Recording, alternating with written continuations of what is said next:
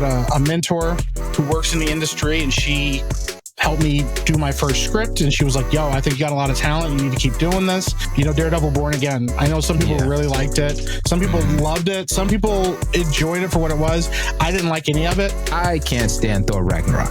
After a while of critiquing things or watching things, you can become a bit of like a movie snob. And I was like, dude, I love this. This is great. And then life took over and I just got too busy and I never did anything with it, but it happens. Yeah, man, it was kind of an inevitable thing. And then I met Josiah and me and him both love movies, and we talked and came up with all these ideas and always had these like ideas in the background. And then 2020 happened. And I went and learned how to do screenwriting and went to this, through this course on screenwriting, and met all these really cool people that work in the industry and a lot of producers and screenwriters and all this stuff. And they all encouraged me. And I had a mentor who works in the industry, and she helped me do my first script. And she was like, yo, I think you got a lot of talent. You need to keep doing this. I want to see your stuff one day. I want to read your stuff. I want to watch your movies one day. And it was kind of a wrap from there. Ever since then, it's just kind of been trying to figure out how to find an avenue to get into the industry, I got you, man.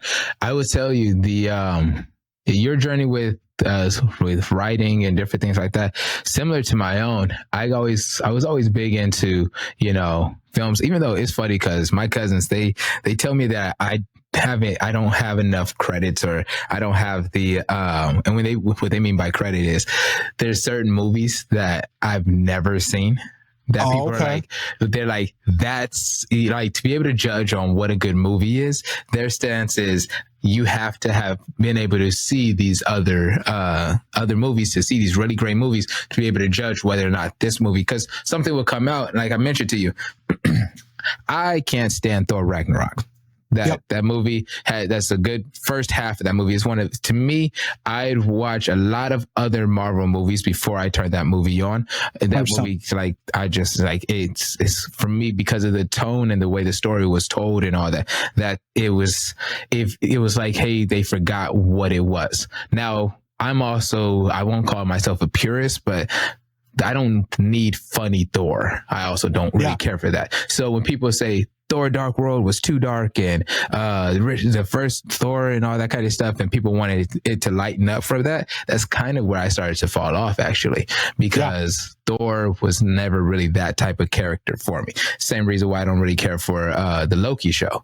The show Loki, the first season was the second season for me was pretty solid, but it was a big step up for that. But that's because they kind of refocused things, and Loki was back in the spotlight for things. But I still think the best thing recent Marvel has put out that was Loki came from a what if episode, and it was like the last few minutes of that episode where I think it's the one where I think it was Hank Pym was killing off the Avengers.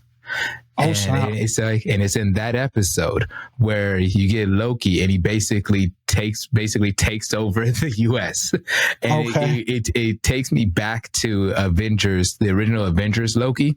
And it's like, yo, that's the one. I got a poster hanging up in my office right now of Loki sitting on a throne. I forget the writer's name was Brian something. Man, I'm gonna have to tag him in this, but man, he's sitting on the throne, and it's the Loki with, the long horns.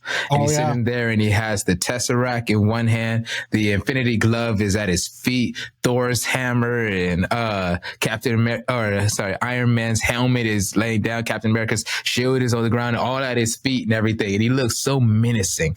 And it's like, awesome. That's the Loki I like. Yeah, you have the one. And I think the MCU did a solid job of kind of developing and kind of showing his growth or whatever like that. But when they did the show, it was like a no-go. But the whole point and the reason why I bring that up is because my guys always tell me, they're like, Antoine, you haven't seen movies. Like, I've never seen Pulp Fiction.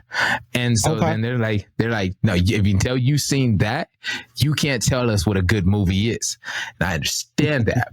But I still think, hey, if I haven't seen some of the things that you deem as great stories, And I'm looking from my view as these stories that I can see, and they don't match up to what most people consider good stories now.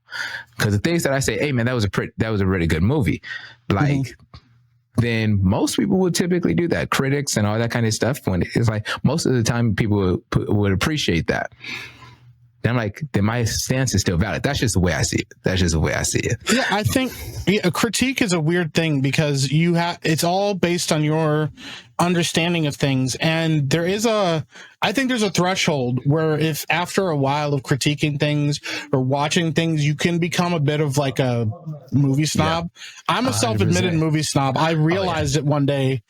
I was like, I've seen too much behind the curtain to now know, okay, I'm not going to be able to appreciate certain things. Like I could still watch like a Fast and Furious movie and enjoy it because I know I got to shut my brain off. I know that I'm not watching Shakespeare or anything, but there's like movies that fall in between that are like not necessarily popcorn flicks and not necessarily like moving grand epics or, you know, things like that.